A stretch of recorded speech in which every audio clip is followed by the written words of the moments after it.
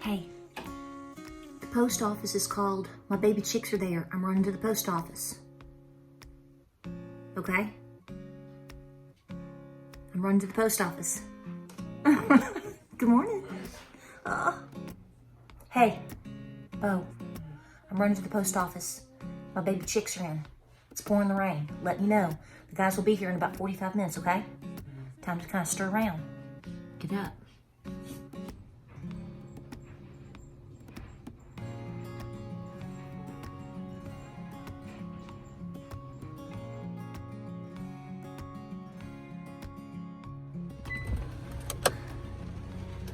Okay, I wanted to wait a few minutes. I needed my Jesus time to brush my teeth, brush through my Rod Stewart hair, and pour my coffee, start a few things, because I wanted to wait for the downpour to at least try to die down a minute.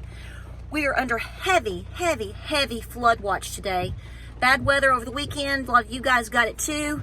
But East Tennessee is getting hammered today with major flooding. And of course, it's the day my baby chicks finally arrive.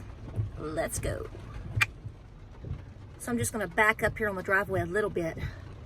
So I actually ordered these baby chicks back in February, but because of the weather that came through, all that hot mess with Texas and everything that we experienced last month, everything got delayed to the week of the 29th of March, which is this week.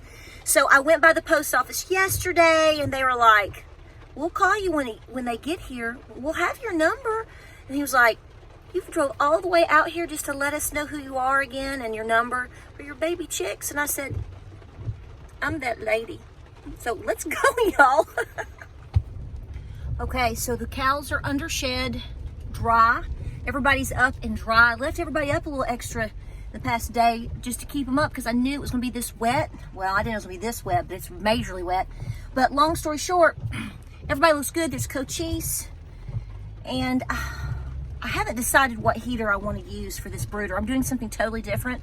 Since I knew I was supposed to get 36 or 30, maybe 37 chicks this time around, that's the biggest order I've ever gotten from a hatchery. And this is from McMurray, but long story short, I got one of those big old troughs. I didn't do one of my little thingy-majiggies, my 50-gallon totes this time, because there's more chicks that can hold that, actually. I mean, you'd have to have at least 2 totes. 2 of those big totes, and that's fine if that's what you've got, but I need another water trough too for out in my field. So what my idea was is I'll use this for this time around, gives me plenty of space, and then I've got something to use out in the field for my cows. Win-win, right? Win-win. Don't know what heater I'm going to use yet. I've got the Brinzies. Those will probably be used, maybe, we'll see. I also just got in this past winter the Premier lighting, the Premier heater. You all have talked about that. I've had it for a while, just hadn't had need to use it. So I'm going to have to set these things up and see what I want to use. But I've got the Brinzy on demand. It's ready to go, 3 of them. And then I've got the regular old heater, which those are just fire hazards to begin with. I really prefer the Brinzies. So I have enough to do that, so that may be what I stick with, but I did buy the Premier, as many of you recommended and so many folks recommend. So we'll see how that works. I'll let you know.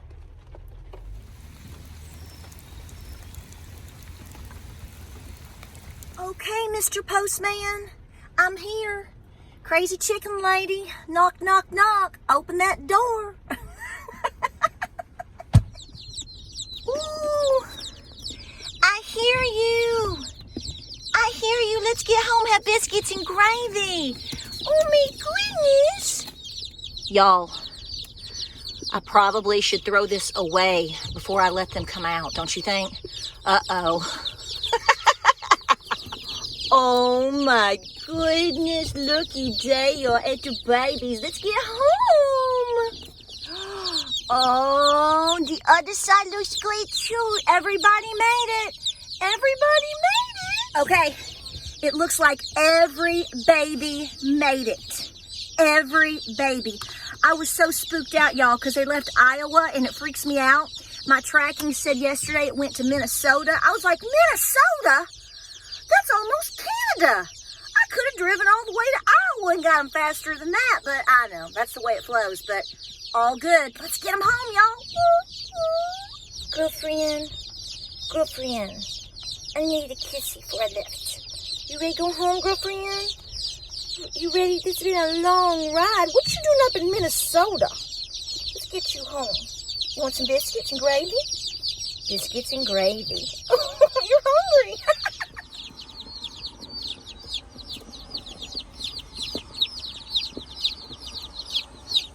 Okay, we made it home. We're safe. Got everything that we need. We're probably going to be changing up the heating system as soon as James gets home from work later on this afternoon. So we're going to try to adjust a few things there. But the goal right now is that all babies are safe. All babies are home. All babies are warm, which let me tell you a trick. If you possibly have a seat heater, or you can put the heat down in the vehicle wherever they are to get them warmed up. That's what I did. They are just as cozy as can be, which is really important because we don't want them hot, but we want them warmed up, okay? So I did that. We're home, setting up the feed in the water. And here's what I'm going to do because these babies have been shipped back and forth across the country. They need a little stress relief. I need stress relief just thinking about it. Okay, normally in my videos, you see me adding this to the water, apple cider vinegar, which I will in the next change out. That's what I'm going to shift to.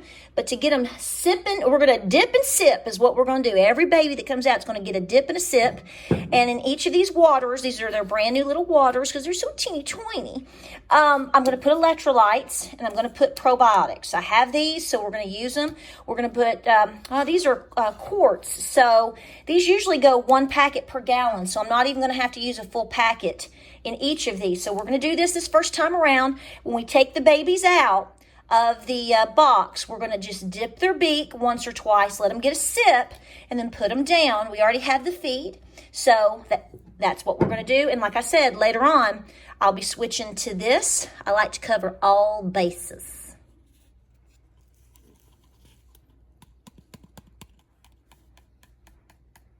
Okay, so here we go. So we're going to get them out and we're going to dip their beaks and then we're going to introduce them to food. So I'm going to act like Mama Hen a little bit and be tapping on the food. And then I'm going to get some little gravels and marbles. I don't know where my marbles are right now, but I definitely have gravels. We can get some marbles. Little gravel rocks work too. Don't stress about that, people. But I'm going to put it in the base, you'll see, so that the babies don't get in there and get wet and chilled. So you definitely want to think about that. Even if they're your own baby chicks, it's a kind of a standard thing. Or I'll tell you what works really great. If you have a couple of the bases for quail, and I think I've got some packed away downstairs, those will work good too for a couple of days, but then they transition to these because they grow so fast. So just keep on moving, folks. Keep on moving, don't stop, no. I'm doing laundry. This is my new fashion statement.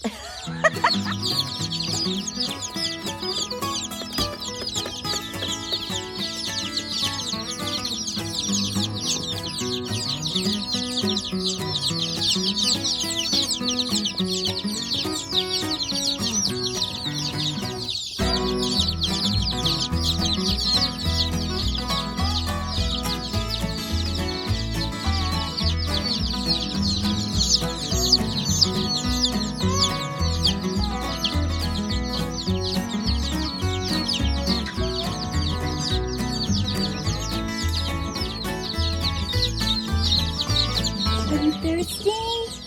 Ears are so thirsty. Get your sippy. That's so good. Oh my gosh, you guys are so thirsty. I'm gonna have to bring like a gallon of water. Yeah, get that sip, girl. Get that sip.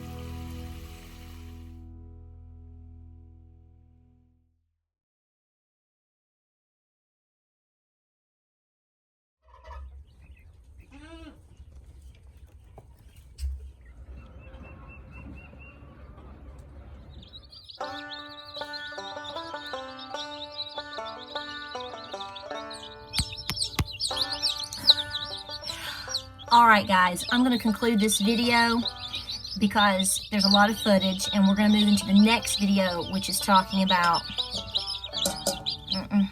this isn't going to work. Plus, number 2, they're kind of huddling together. So what I'm going to end up doing is cleaning my Brinzies and put them in here. I think that's going to work better. Safety first. And number 2, it gives them the option of being closer to their heat source. So we're going to be moving into that. And then we're going to talk about pasty butt. The goal of this video was simply to show me getting the birds and getting them home and getting them jump started with the basic resources. But we need to move into phase 2 of all the things that we need to do. Now tomorrow we're moving into some cooler weather. So I'm going to have to keep an eye on that, which means right now they're out here in my garage, but it's 60 something degrees. Tomorrow may not be the case. So we're having to watch that because we're moving into redbud winter. But nonetheless, we're going to keep an eye on them. We're going to change the heat source. We're going to tell you exactly what breeds we got, because I know you want to know. I know you want to know because they're so cute. And guys, say what we always say, baby. Say, darlings, we'll see you on the next video. Bye. Y'all take care out there.